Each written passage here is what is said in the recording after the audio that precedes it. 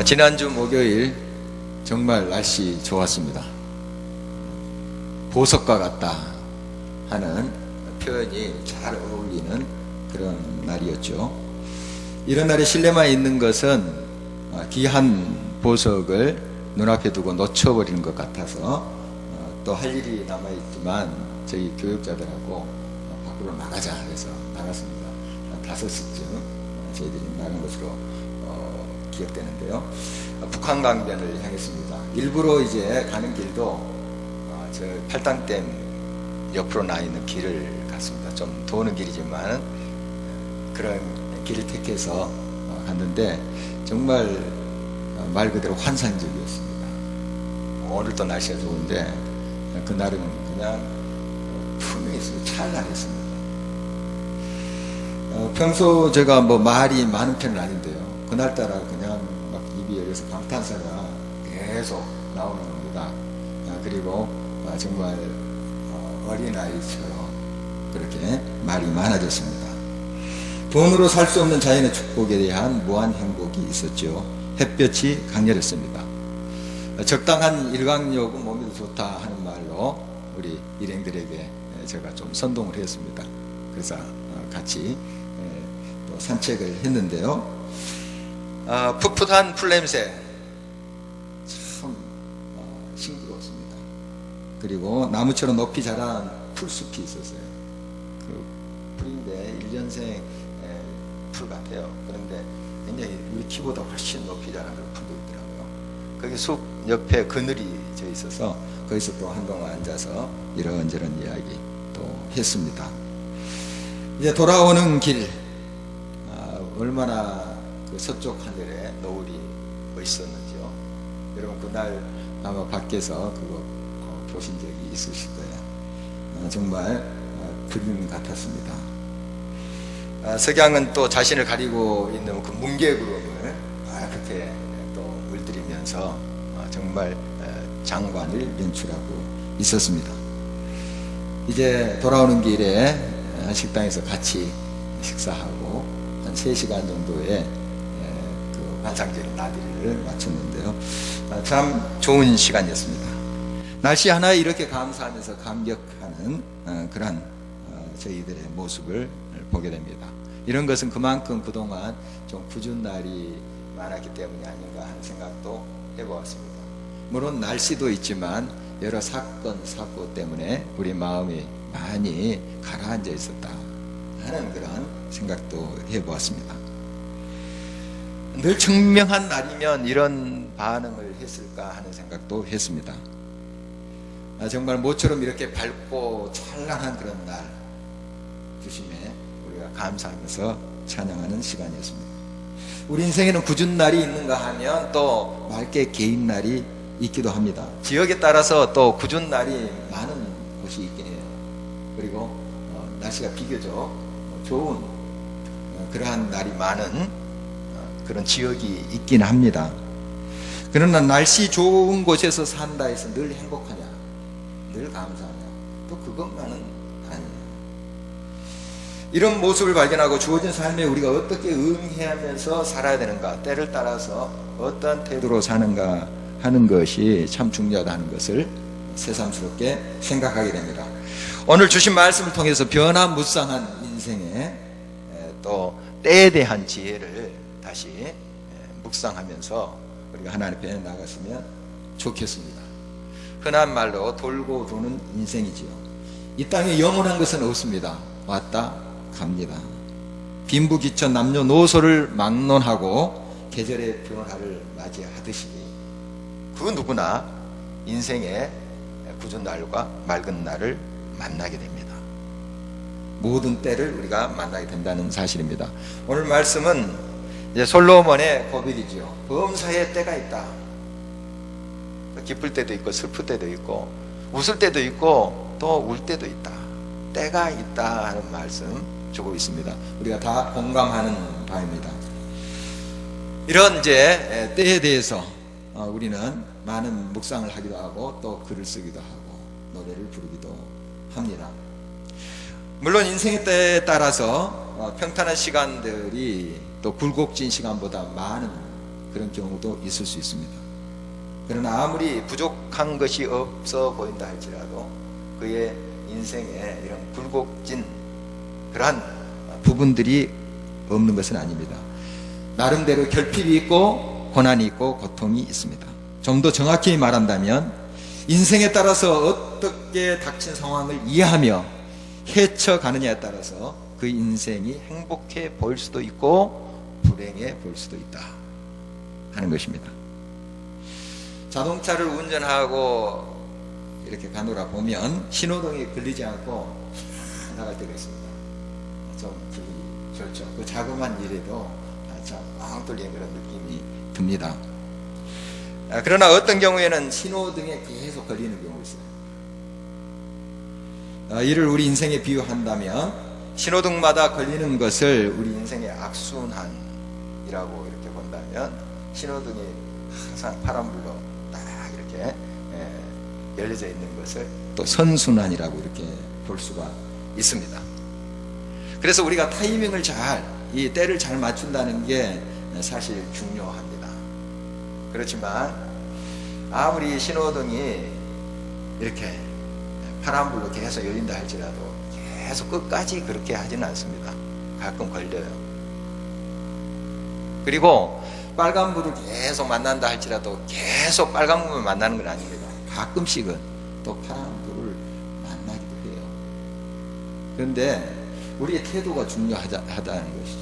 파란불만 막 열려서 인생이 승승장구합니다. 막 통과해요. 빨간불 딱 걸렸어요. 그거 참지 못하는 사람이 있어요. 한 번 걸렸는데 참지 못해. 근데 빨간불만 걸리다가 파란불 딱 걸렸어요. 감사하는 사람이 있어요. 여러분 어떤 인생이 형통한 삶일까요? 물론 파란불이 계속 켜져서 신나게 감사합니다 이런 삶은 뭐 너무나도 좋은 삶이죠. 그러나 가끔씩 걸리는 빨간불에 그것마저도 좀 쉼의 시간을 갖고 또 좀 내가 너무 운전을 파란불만 있어서 난폭하게 하지 않았나, 너무 그냥 가속하지 않았나, 좀 점검하는 시간을 갖는다면 그거 빨간불도 역시 좋은 시간일 거예요. 빨간불 걸렸다고 막 그냥 기분 나빠하고 그렇다면 그 인생이 행복하지 않겠죠.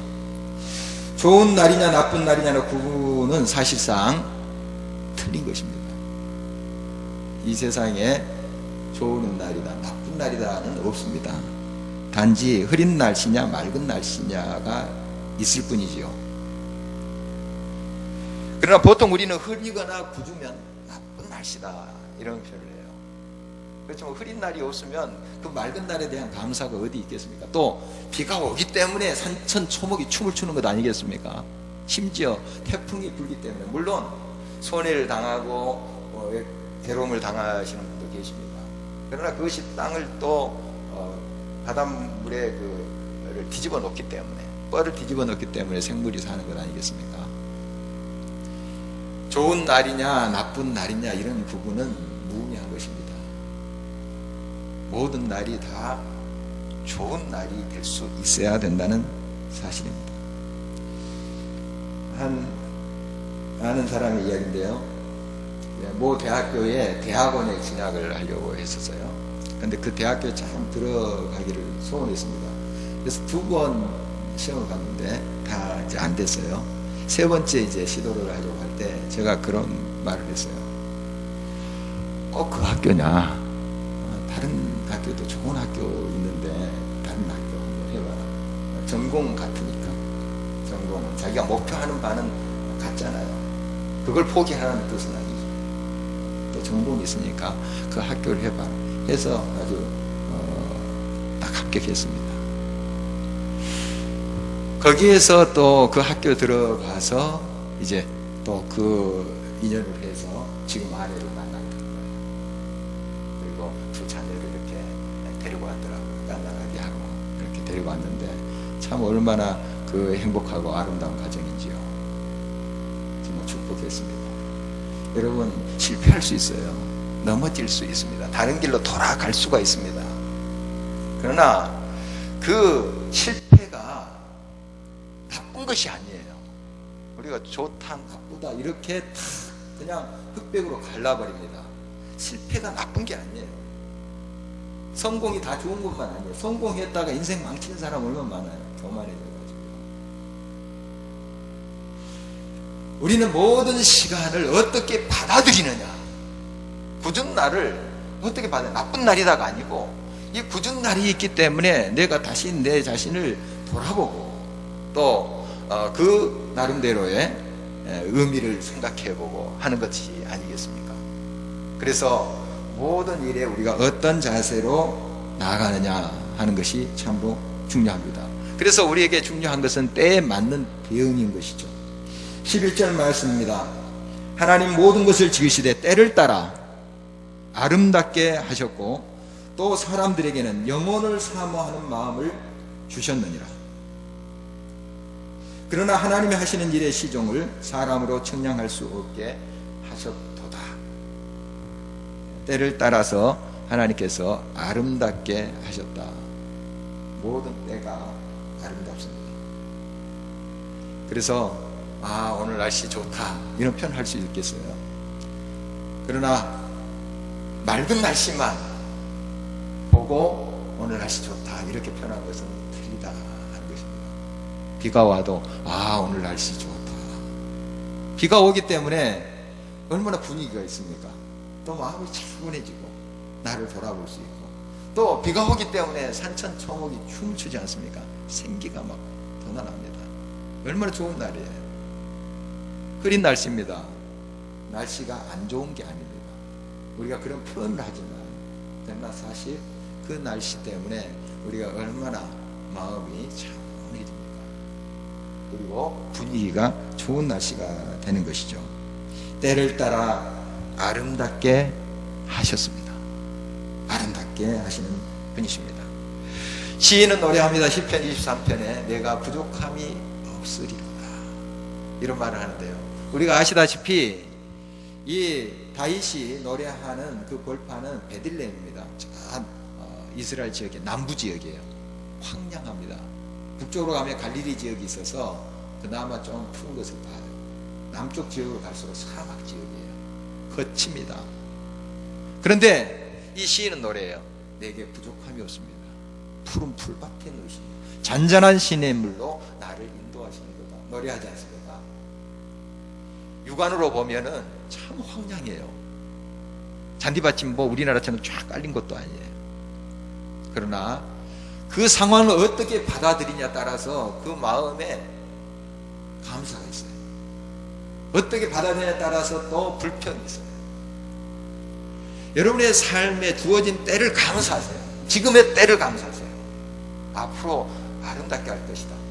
찬란한 햇빛을 줄 것이다. 그러므로 감사하자. 물론 그렇게 감사드리지만 지금 비가 오더라도, 지금 부져도, 지금 이 상황을 감사하자 하는 것입니다. 그것은 내 마음에 그 상황을 어떻게 받아들이냐에 따라서 그 모든 것들이 결정난다는 것입니다. 또한 하나님은 사람에게 영혼을 사모하는 마음을 주셨다고 말씀을 하고 있습니다. 영혼을 사모하는 마음, 이것을 우리에게 다 하나님께서 주셨어요. 그런데 이걸 잊고 살아요. 영혼을 사모하는 그런 마음이 있다는 걸 잊고 사는 경우가 많습니다. 여러분, 이 땅의 것이 다가 아닙니다. 이 땅의 행복이 다 행복이 아닌 것이죠. 우리는 영원에 잇대어 있는 삶이에요. 영원을 동시에 바라봐야 됩니다. 이 땅의 삶을 우리가 무시할 수는 없습니다.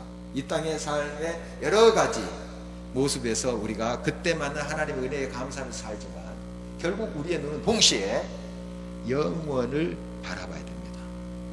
영원에 잇대어 사는 우리의 존재인 것을 우리가 늘 기억할 수 있어야 됩니다. 이것이 다른 짐승과 다른 점이에요. 이 땅의 여러 피조물들, 짐승들은 이 땅의 그 삶이 국한되지만 우리 인생은 영혼이 있잖아요.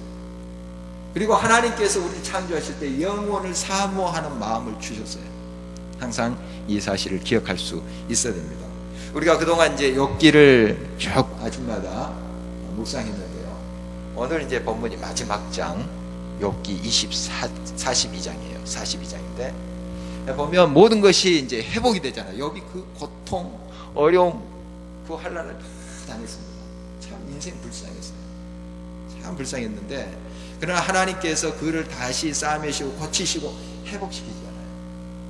그래서 행복하게 산 거예요. 그런 이제 기록이 나오는데 사실 이것이 결론이 아닙니다. 결론이 아니에요. 여러분도 지금 이제 여러 가지 기도 제목을 가지고 하나님께 나아가겠죠. 여러 문제를 가지고 여러 또 상처난 마음을 가지고 하나님께 나아가는데 그것을 치료받고 회복되고 또 다시 세워진다. 물론 그것을 위해서 여러분 기도할 거예요. 그러나 그것이 최종 우리의 결론이 아닙니다. 그것도 역시 과정이에요.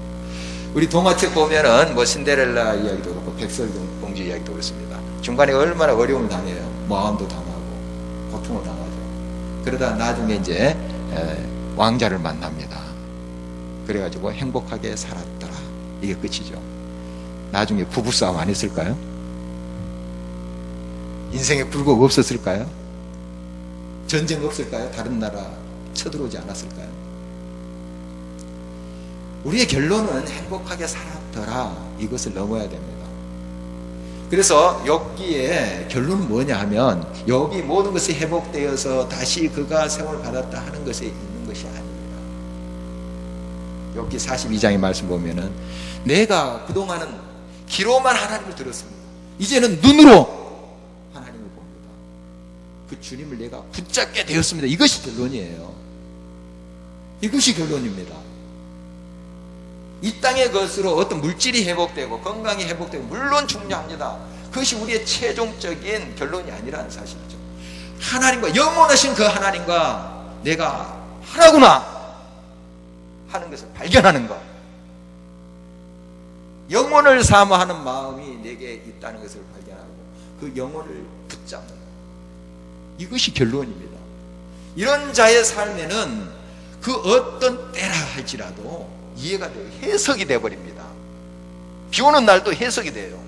좋은 날도 하나님은 나와 함께 계시고 사망의 음침한 골짜기를 갈지라도 해석이 됩니다. 그 상황이 그동안 이해가 안 돼서 욥도 막 몸부림치잖아요. 죽여주십시오. 왜 이런 고통이 제게 있습니까? 그런데 눈으로 본 그 하나님, 만난 그 하나님, 그 하나님을 위해서 그가 모든 것이 해석돼 버리잖아요. 왜 이렇게 큰 재난을 만나고 고통을 당했는지 그게 딱 해석이 돼 버려요. 여러분, 이게 결론입니다. 영혼을 바라보십시오. 물론 여러분의 삶 속에 많은 것이 채워지기를 원합니다. 성공하시기 바랍니다. 또 부자 되세요. 정말 하나님께서 그렇게 해주시기 바라요. 그것이 우리 인생의 궁극적인 목적은 아니에요. 아무리 우리가 많은 것을 취하고 병든 몸이 치료를 받고 평범한 삶이 부유해진다 할지라도 그 하나님을 내가 놓쳐버린다면 내 인생은 다시 불행 속으로 들어가는 것입니다. 하나님을 만남의 체험, 영혼을 바라보는 그 믿음, 이것이 우리의 결론이어야 합니다. 하나님께서는 그 마음을 이미 우리들에게 주셨어요. 우리가 모르고 삽니다. 잊어버리고 삽니다. 항상 우리가 깨어서 그 하나님을 바라볼 수 있어야 됩니다.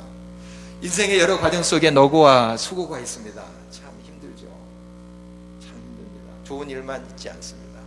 그러나 이 여러 수고와 노고 때문에 우리가 낙을 누릴 수 있다는 사실도 여러분 기억하시기 바랍니다.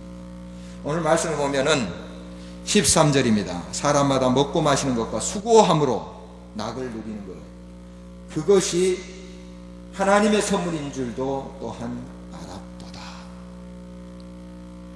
수고하는 것이 하나님의 선물이래요. 그럼 그럴 수 있습니까?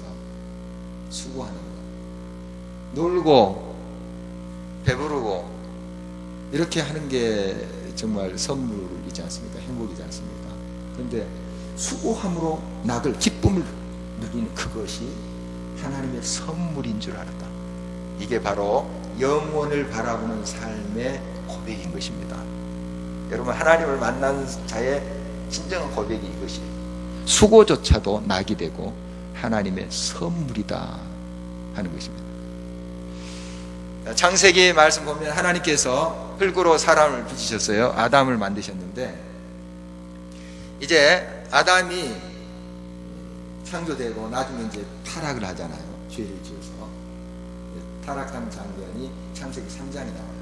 근데 타락하기 전 2장에 보면 하나님께서 아담을 이제 창조하시고 에덴 동산으로 이끄셨어요. 그리고 에덴 동산에 이렇게 아담을 살게 하신 다음에 말씀하신 내용이 2장 15절에 나와요. 이 아담이 에덴 동산에서 뭘 하고 지냈을까요? 그냥 이렇게 사과 따먹고 배 따먹고 이렇게 항상 소풍만 다녔을까요? 아니에요. 경작하게 하셨다. 그걸 지키게 하고 경작하게 일하게 하셨다. 타락하기 전의 이야기예요. 아담 일했습니다. 일했어요. 에덴 동산 가꾸었습니다. 물론 하나님이 아름답게 만드셨죠. 그러나 우리 사람이 할 수 있는 여지 일을 만들어 주신 거예요. 경작해라. 한번 해봐라. 이렇게 하신 거예요. 우리가 수고하고 땀 흘리는 거 이게 복이에요. 놀고 먹으면 좋을 것 같지만 그렇지 않아요. 우리에게 여러 가지 일이 있고 또 좀 더 나아가자면 여러 또 수고가 있을 수 있습니다. 좀 더 나아가자면 고통이 있을 수도 있어요. 고통, 힘겨움 있을 수 있습니다. 여러분 어떻게 그것을 해석하고 있습니까? 여러분 하나님을 끝까지 바라보십시오. 영혼을 사모하는 마음을 주십시오 하고 기도하십시오. 그 하나님을 늘 바라보는 자의 삶은 이 모든 것을 다 해석하고 하나님의 마음으로 해석해 간다는 것입니다. 수고한 후에 우리가 다 샤워를 한번 해보십시오. 땀을 다 씻을 때 얼마나 상쾌합니까? 정말 이런 것들을 우리가 경험하고 있지 않습니까? 또한 하나님께서는 하나님의 하시는 일의 시종을 사람으로 측량할 수 없게 만드셨어요. 우리가 그렇게 만드셨어요. 한계가 있는 존재로 만드셨어요. 사실 이게 불만으로 여기는 사람들이 있어요. 우리가 다 알았으면 좋겠는데 왜 사람이 이렇게 한계가 있고 고난이 있고 고통이 있고 이렇게 어정쩡하냐 불만을 푸는 사람이 있어요. 그러나 이것이 행복인 줄 알아야 됩니다. 여러분 우리가 이 공중에 날아다니는 먼지까지 다 눈에 보인다 하면 생각해 보십시오. 손에 있는 세균까지 다 여러분 눈에 보인다고 생각해 보십시오. 못 살 거예요. 여러분 못 삽니다. 적당히 안 보이게 하셨으니까 우리도 사는 거예요. 다른 사람의 마음을 내가 다 읽는 독심술이 있다 합시다. 그것도 하나하나 무슨 생각을 하고 있는지, 저 뒤에 앉아있는 변태지 집사는 지금 뭘 생각하고 있는지 내가 다 안다고 해보십시오. 제가 설교하겠습니까? 못해요. 여러분 사람들은 은근히 그걸 기대해요. 다 알게. 그리고 어떤 사람은 착하게 자기가 다 한 거죠. 적당히 모르게 한 거 감사한 줄 알아야 됩니다. 큰 복이에요. 하나님은 아세요. 하나님만이 역사하시는 겁니다.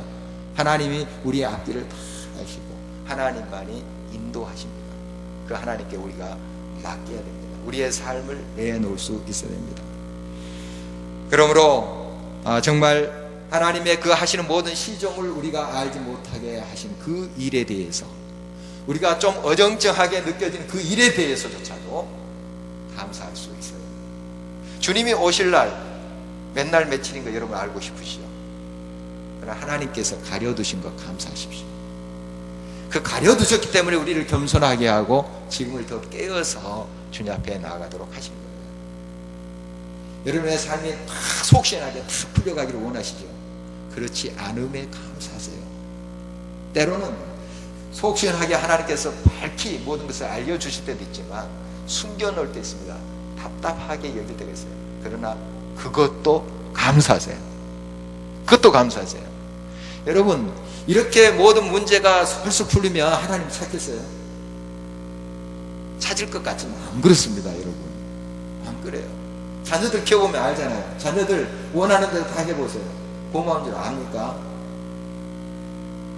그렇게 안 키우시기 때문에 여러분 지금 이 말에 공감이 안 되실지 모르지만 정말 오냐 하면서 다 들어보십시오. 그 자녀 망칩니다. 망쳐요.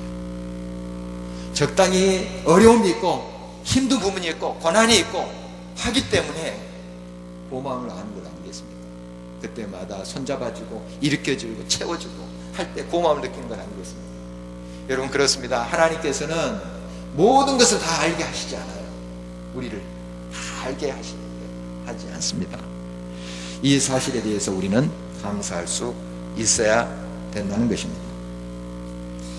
하나님이 허락하신 훈련과 연단이 있는가 하면 때로는 이런 모든 환난과 고통이 나의 실수로, 나의 잘못된 것으로 올 수도 있습니다.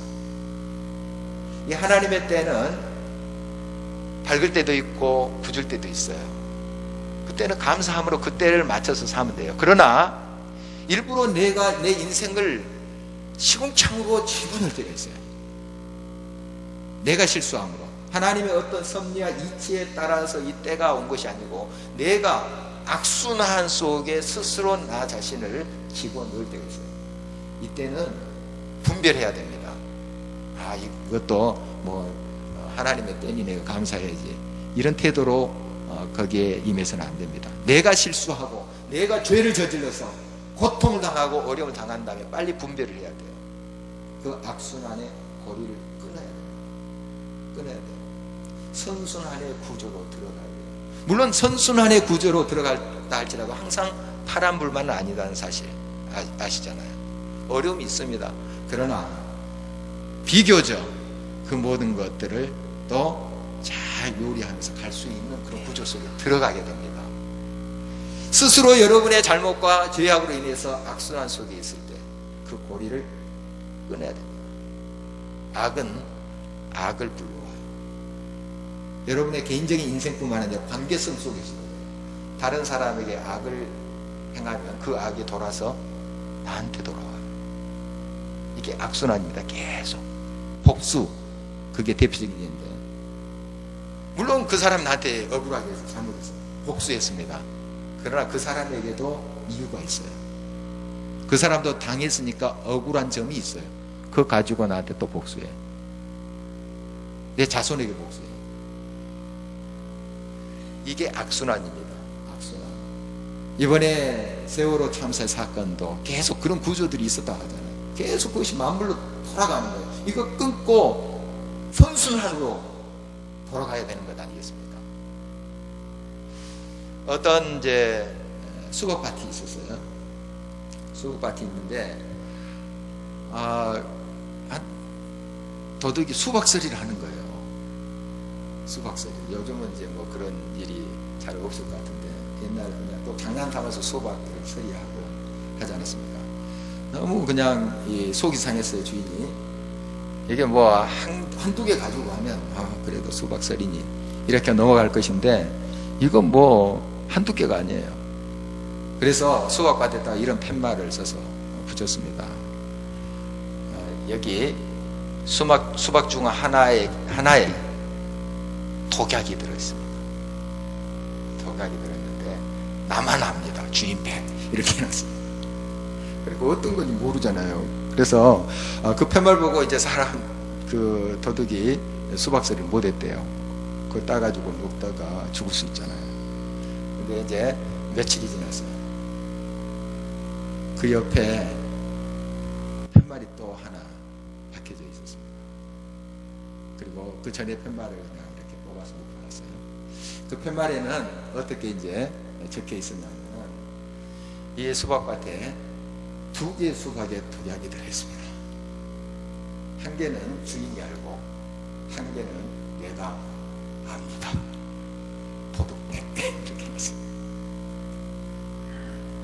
그러니까 주인도 이제 겁이 나는 거죠. 그거 어떻게 따가지고, 그 중에 하나는 자기가 이제 안다고 했는데 다른 하나는 도둑이 온 거 자기가 알겠습니다. 독약을 넣어놓은 거 알겠어요. 그래서 그 수박밭을 버렸다.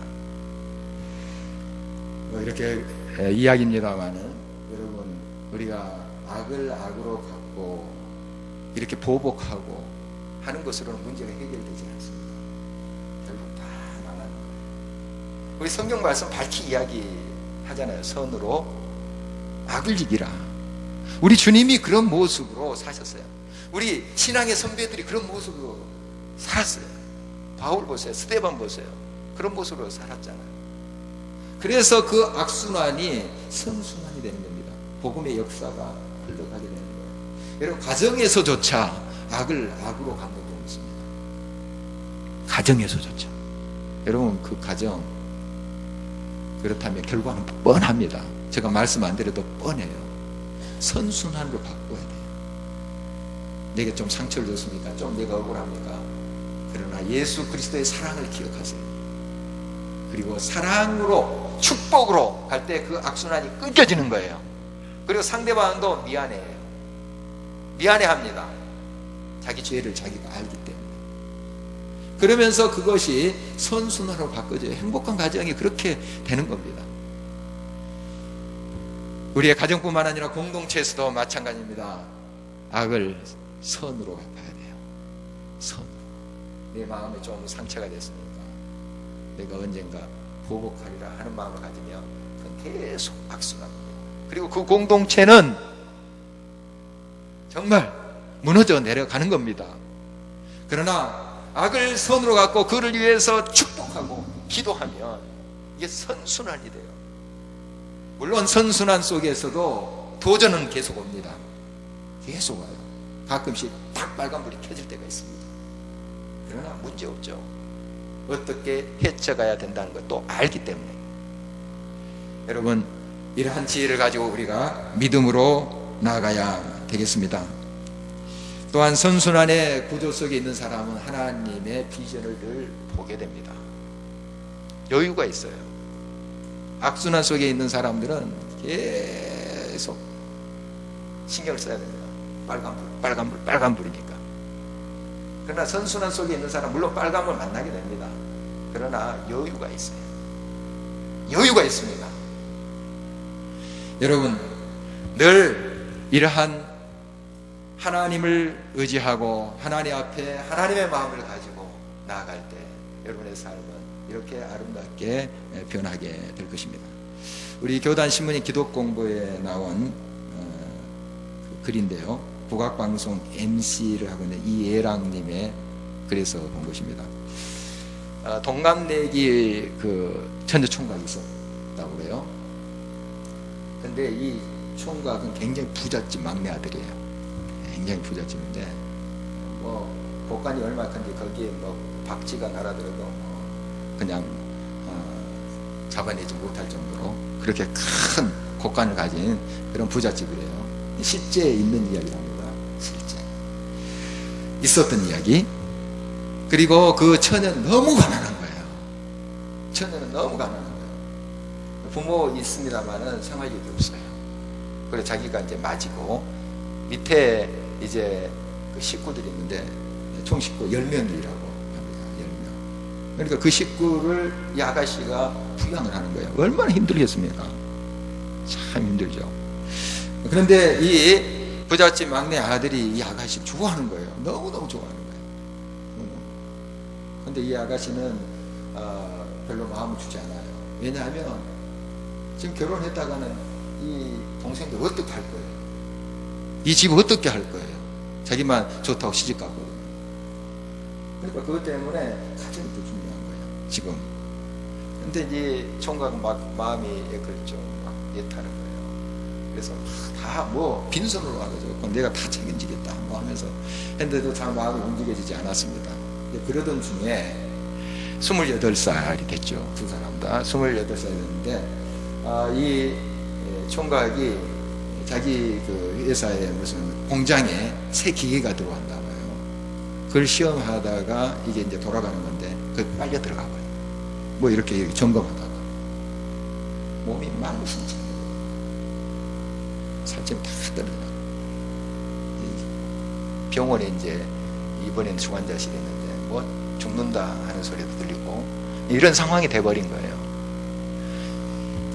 이 아가씨가 달려갔습니다. 그동안 마음을 잘 열지도 않고 잘 응대도 안 해줬는데 달려갔어요. 주변에서 말립니다. 죽는다 저요. 또 살아난들 제일 무심하게 됩니다. 마음이 돈 많은 부자를 할지라도 제 구실을 하겠느냐 말리는 거예요. 그러나 이 아가씨가 나에게 그렇게 사랑을 기다려주고 때로는 그 내가 속상하게 하는 것도 다 받아주고 한 남자인데 이 상황에서 이 남자를 내가 버려서 되겠는가? 갔어요. 그리고 결혼을 했습니다. 바로 자기 아버지 어머니의 이야기를 해요. 이 예람님의 그린데 자기 아버지 어머니 이야기. 그래서 자기가 이렇게 변화했어요. 또 이렇게 하나님의 영광을 위해서 일하고 있다고 하는 그런 고백입니다. 여러분, 무엇이 행복이고 무엇이 참된 가치의 삶인가요? 우리 세상의 물질적인 가치관으로 보면 참 이해가 안 되는 이야기입니다. 그러나 그런 사랑 속에 정말 천국을 삼하고 천국의 가치관을 사는 사람들, 그들을 통해서 지금도 가마 감동이 일어나고 정말 아름다운 자손들이 또 그 신앙의 명맥을 이어가는 것 아니겠습니까? 여러분에게 주신 상황, 그 상황을 어떻게 이해하고 계십니까? 여러분, 때가 항상 변합니다. 계절의 변화를 지금 우리가 느끼고 있습니다. 정말 그렇게 후덥지근한 여름이 지나고 저 하늘 높은 그러한 가을이 되었습니다. 이런 때들이 있잖아요. 그 나름대로의 때에 맞게 하나님께서 아름답게 하셨고 이 때들을 우리가 정말 하나님의 관점으로 받아들인다면 그 모든 상황 속에서 우리가 감사하면서 하나님을 찬양하게 될 것입니다. 비록 세상 사람들이 처참하다, 저래서 뭐가 되겠느냐 하는 상황에서조차 여러분들이 하나님의 관점과 하나님의 마음을 가지고 그 상황을 받아들여 보십시오. 여러분을 통해서 새 생명의 역사, 위로의 역사가 온 땅에 퍼져가는 것 아니겠습니까? 굳은 날이겠습니까? 또 밝은 날이 올 것입니다. 어떤 날이 됐든 하나님께서 주신 모든 상황 속에 감사하면서 주님을 찬양하는 저와 여러분 되시길 주의 이름으로